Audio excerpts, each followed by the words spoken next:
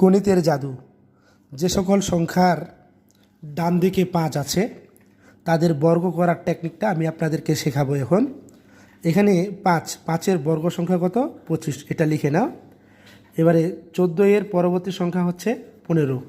15 এবং 14 গুণ করেন। 15 এবং 14 গুণ করলে হবে 210।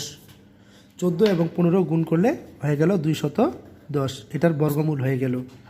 এরপরটা খেয়াল করুন, এরপরেরটা আপনারা খেয়াল করুন যে 155, তাহলে 5-এর বর্গমূল বের করেন 25। 5-এর বর্গমূল 25। 25-এর এবারে 15-এর পরবর্তী সংখ্যা হচ্ছে 16।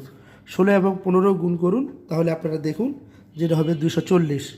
16 এবং 15 গুণ করে 240, তাহলে এটার বর্গমূল হয়ে গেল 24,025। এবারে 165।